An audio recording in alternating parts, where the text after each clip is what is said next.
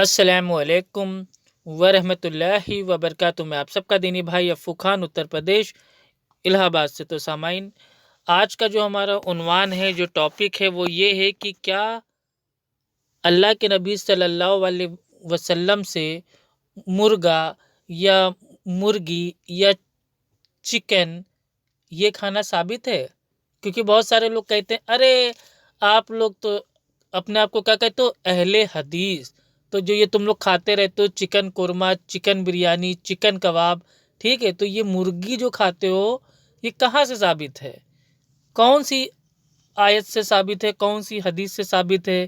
کیا کبھی اللہ کے رسول صلی اللہ علیہ وسلم نے بریانی کھائی؟ کیا کبھی اللہ کے رسول صلی اللہ علیہ وسلم نے چکن روسٹڈ کھایا، چکن افغانی کھایا؟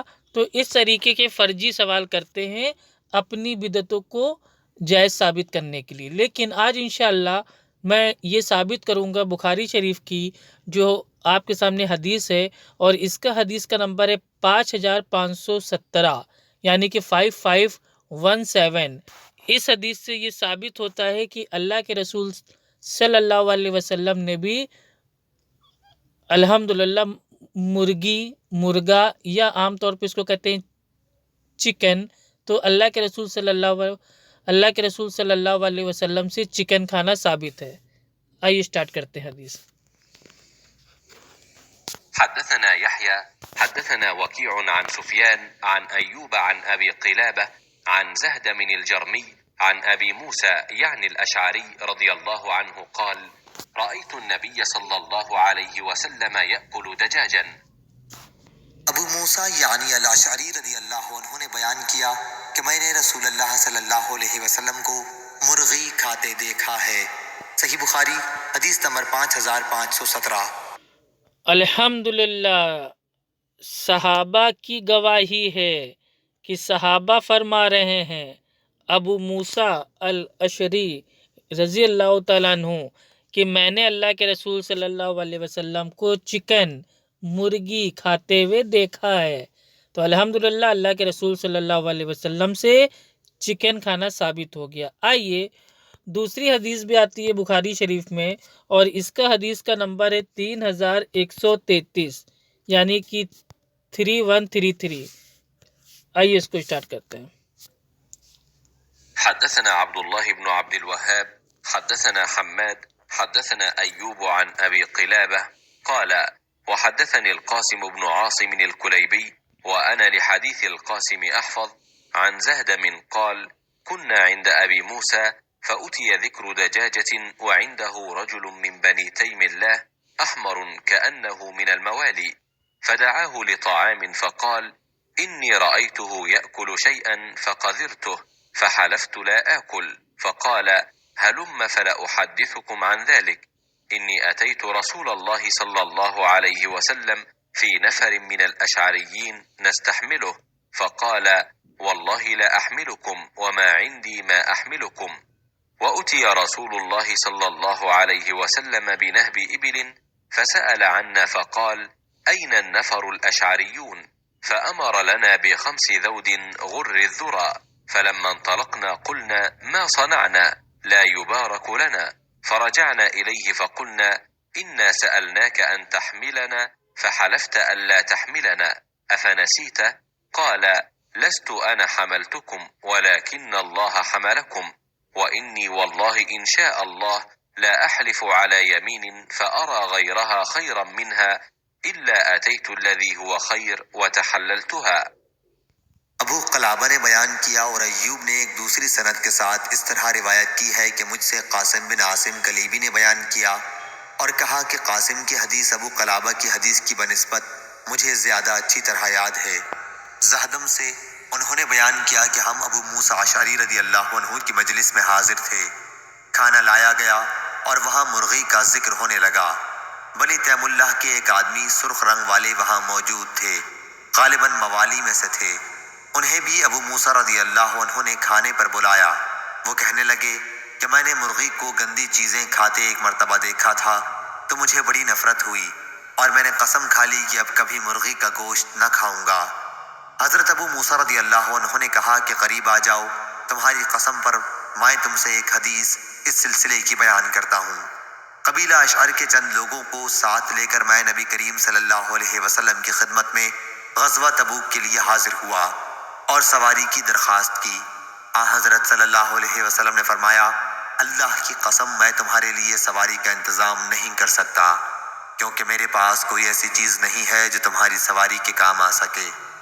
پھر حضرت صلی اللہ علیہ وسلم کی خدمت میں غنیمت کے کچھ اونٹ آئے تو آپ صلی اللہ علیہ وسلم نے ہمارے متعلق دریافت فرمایا اور فرمایا کہ قبیلہ اشعر کے لوگ کہاں ہیں؟ چنانچہ آپ صلی اللہ علیہ وسلم نے 5 اونٹ ہمیں دیے جانے کا حکم صادر فرمایا، خوب موٹے تازے اور فربا۔ جب ہم چلنے لگے تو ہم نے آپس میں کہا کہ جو نامناسب طریقہ ہم نے اختیار کیا اس سے حضرت صلی اللہ علیہ وسلم کے ستیے میں ہمارے لیے کوئی برکت نہیں ہو سکتی۔ چنانچہ ہم پھر حضرت صلی اللہ علیہ وسلم کی خدمت میں حاضر ہوئے اور عرض کیا کہ ہم نے پہلے جب آپ سے درخواست کی تو آپ نے قسم کھا کر فرمایا تھا کہ میں تمہاری سواری کا انتظام نہیں کر سکوں گا۔ شاید آپ حضرت صلی اللہ علیہ وسلم کو وہ قسم یاد نہ رہی ہو، لیکن حضرت صلی اللہ علیہ وسلم نے فرمایا کہ میں نے تمہاری سواری کا انتظام واقعی نہیں کیا، وہ اللہ تعالیٰ ہے جس نے تمہیں یہ سواریاں دے دی ہیں۔ اللہ کی قسم تم اس پر یقین رکھو کہ انشاءاللہ جب بھی میں کوئی قسم کھاؤں پھر مجھ پر یہ بات ظاہر ہو جائے کہ بہتر اور مناسب طرز عمل اس کے سوا میں ہے تو میں وہی کروں گا جس میں اچھائی ہوگی اور قسم کا کفارہ دے دوں گا۔ صحیح بخاری حدیث نمبر 3133۔ الحمدللہ، اس حدیث میں بھی اس چیز کا ذکر آ گیا کہ مرغی کا گوشت کا ذکر یعنی کہ چکن کا ذکر الحمدللہ اس حدیث میں بھی آ گیا۔ اور الحمدللہ اس سے پہلے کی حدیث میں خود صحابی نے اپنی آنکھوں سے دیکھا کہ آپ صلی اللہ علیہ وسلم مرغی کا گوشت کھا رہے ہیں، یعنی کہ اللہ کے نبی صلی اللہ علیہ وسلم سے جو گوشت ہے چکن کا، تو چکن کھانا الحمدللہ ثابت ہے۔ تو اب ہم بھی ہیں اہل سنت اہل حدیث، الحمدللہ جو مرغا ہے مرغی ہے چکن ہے، ہم چاہے تو اس کو روسٹڈ کھائیں یا چکن افغانی کھائیں یا چکن قورمہ کھائیں یا ہم بٹر چکن کھائیں یا ہم چکن کی بریانی کھائیں یا ہم چکن کا سالن کھائیں، ہم کچھ بھی کھا سکتے ہیں، کیونکہ ہمارے پیارے نبی محمد صلی اللہ علیہ وسلم سے چکن کھانا ثابت ہے اور صحابی نے اپنی آنکھوں سے آپ صلی اللہ علیہ وسلم کو چکن کھاتے ہوئے دیکھا۔ ٹھیک، تو الحمدللہ ہم پکے اہل سنت اہل حدیث ہیں۔ ہم اللہ سبحانہ و تعالیٰ کا نام لے کے صرف پڑھتے ہیں بسم اللہ اور ہم کھانا اسٹارٹ کر دیتے ہیں چکن، نہ کہ چکن سامنے رکھ کے مولوی کو بلوا کے فاتحہ دے کے اور اس کے اوپر وہ نیاز پوری لگا کے اس کے بعد بھیا ٹھوستے ہیں۔ تو یہ سب اپنے وہاں نہیں ہے، اپنے وہاں سیدھا سمپل فارمولہ ہے، اپنا دین آسمانی ہے اور بالکل آسان دین ہے۔ بڑھیا بناؤ چکن، اللہ کا نام لو، بسم اللہ آرام سے پڑھو اور کھانا شروع کر دو۔ اور اگر کوئی بہت زیادہ بیچارہ بھوکا ہے اور بیچ کھانے میں بیچارہ اس کو یاد آ جائے کہ یار میں نے چکن کھانے سے پہلے بسم اللہ تو پڑھا ہی نہیں، تو وہ بیچ کھانے میں ہی جب بھی اس کو یاد آ جائے تو وہ یہ پڑھ لے بسم اللہ ہی اول و آخر ہو، ٹھیک ہے۔ لیکن فاتحہ پڑھ کے چکن کھانا بالکل ثابت نہیں ہے، فاتحہ دینا بدعت ہے اور چکن کھانا اللہ کے رسول صلی اللہ علیہ وسلم سے ثابت ہے۔ اتنے ہی آپ کو بتانا تھا۔ آپ کے سامنے 2 حدیث پیش کر دی بخاری شریف کی۔ السلام علیکم ورحمۃ اللہ وبرکاتہ۔